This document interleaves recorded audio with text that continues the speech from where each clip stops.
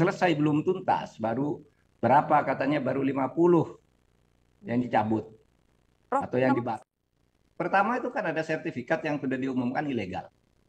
Nah, sertifikat yang ilegal itu kan ada, dikeluarkan oleh siapa, tanggal berapa, pejabatnya siapa. Itu aja panggil dulu. Kenapa kamu mengeluarkan ini? Atas suruhan atasan, atau atas kolusi bawahan, atau dia ikut kolusi. Nanti akan ketahuan kok itu. Karena ada dokumen-dokumen pendukung ketika sebuah sertifikat dibatalkan. Apalagi ini yang dibatalkan ratusan. Itu kan gampang sih. Lalu kemudian pelaku pemagaran. Ya betul Pak Trenggono ya, ya sulit ngambil tindakan. Nah kalau gitu serahkan aja ke penyidik Polri. Karena kan di KKP itu ada penyidik PNS. Lalu ada juga di dalam hukum itu penyidik Polri, kejaksaan gitu. Serahkan ke situ, itu ada pelanggaran. Tolong di siapa yang pemagaran itu, yang lakukan pemagaran itu kan ada orangnya yang ngaku bahwa ini sudah masyarakat, dia sudah menemui nelayan, panggil dia. Wajib dia hadir, dipanggil oleh hukum. Kamu masyarakat siapa yang kamu temui bahwa itu swadaya? Lalu diusut dari situ. Menurut saya sih tidak sulit sih, gitu. Tapi ini selama ini kok saling lempar badan, ya. Saya selalu mengatakan gini, menteri itu, apakah itu Pak Hadi Cahyanto, apakah AHY atau Sofyan Jalil, tidak usah takut kalau dia tidak sengaja melakukan pelanggaran itu. Itu kan ada delegasi kewenangan di dalam hukum tata negara itu.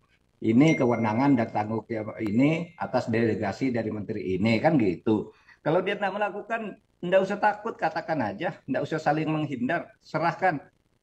Yang tepat itu Nusron Wahid, bagus tuh, langsung dia bilang itu ilegal gitu. Nah, dia tidak terlibat gitu, tetapi pasti ada yang terlibat, sampai ada 263 sertifikat ilegal baru di situ, baru di tempat yang Tangerang itu, belum di daerah-daerah lain di Indonesia. Nah kalau kita mau tertib dan mau aman negara ini, ya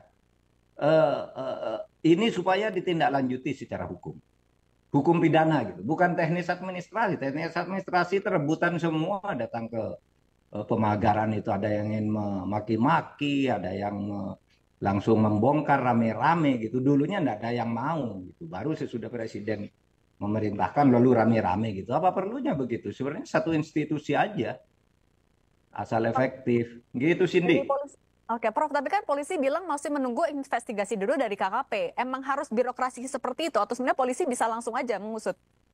Bisa. Begini, di dalam KUHP itu disebut penyidik utama itu adalah Polri. Lalu PPNS itu adalah penyidik pembantu. Oleh sebab itu ada kewajiban koordinasi. Nah kalau ini KKP-nya tidak segera memberitahu, Polri dong turun karena penyidik utama. Yang benar itu sekarang yang dilakukan oleh Kejaksaan Agung, meskipun mungkin terlambat seminggu lah ya.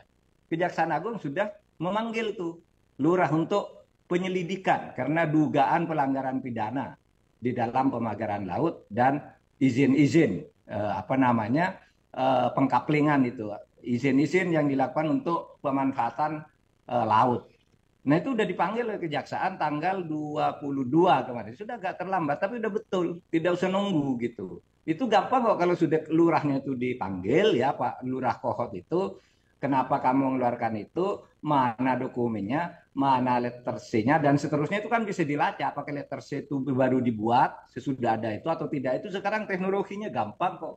Membuktikannya gampang kok gitu. Tapi Prof, Jadi saya kira tidak usah saling melempar lah. Sekarang ini waktunya nih hukum pidananya ini baru ke teknis administrasi aja. Administrasi pun belum selesai, belum tuntas. Baru berapa katanya, baru 50 yang dicabut Prof, atau yang kalau misalnya dibatalkan. sebenarnya untuk mengusut pidananya tinggal men-tracing siapa saja yang terlibat dalam penerbitan sertifikat. Tapi kenapa menurut Anda alot sekali untuk mengungkap dalangnya? Nah, mungkin itu karena tracing itu mungkin akan menyangkut dirinya bisa saja atau keluarganya. Kan banyak ya pejabat-pejabat itu yang kadangkala dirinya tidak tahu, keluarganya dapat, anaknya dapat, istrinya dapat, saudaranya dapat, gitu-gitu tuh mungkin takut terbongkar juga. Gitu bisa saja itu terjadi. Tapi apapun sikap untuk menyembunyikan itu adalah salah secara hukum. Itu merusak negara gitu. Kalau Anda merasa bersih, ya serahkan aja, buka semua. Kasih tuh KKP, ATR, BTN, kasih ke polisi, kejaksaan, Pak, tolong ini nih, salah ini, tolong Bapak sidik gitu. Gitu. Penyidik kami mungkin tidak mampu karena ada orang dalam juga yang terlibat. Kan bisa begitu. Hukum membuka itu dan membunyikan itu. Saya ingin mengingatkan ya, hak guna bangunan di perairan laut, perairan pesisir itu sudah dilarang oleh Undang-Undang Nomor 1 tahun 2014 sesuai dengan putusan MK Nomor 3 tahun 2010.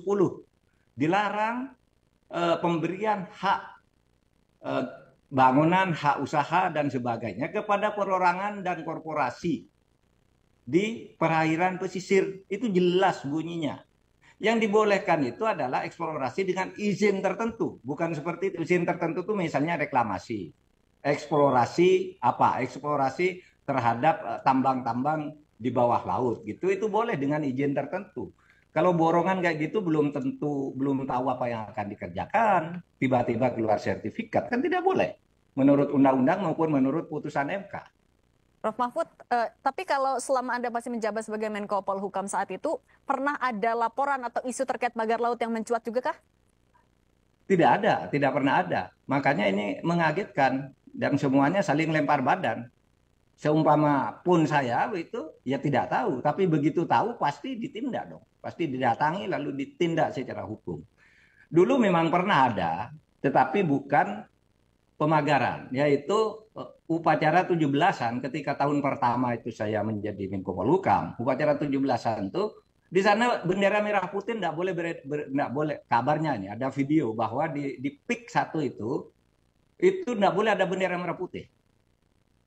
Padahal itu 17-an. Saya bilang tanggal 16 saya akan ninjau ke sana. Saya akan cabut bendera-bendera negara asing yang ada di situ kalau merah putih tidak boleh. Saya sudah siapkan tim ke sana. Tiba-tiba malamnya Pak, enggak Pak, bendera merah putih sudah ada katanya. Sudah beranu semua gitu. Ya sudah, selesai. Nah hanya itu yang ada. Kok sekarang lalu ke pelanggaran di laut. Yang saya katakan tadi tentang bendera merah putih itu dulu ramai di media.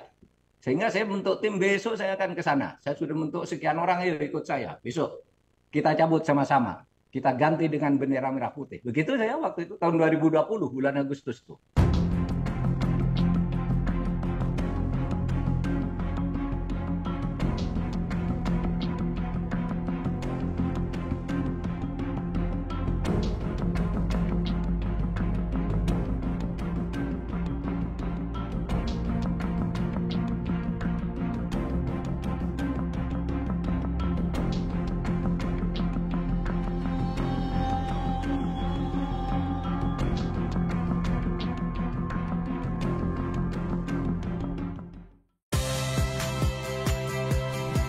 Saya Audrey Chandra, saksikan program-program Kompas TV melalui siaran digital, pay TV, dan media streaming lainnya. Kompas TV, independen, terpercaya.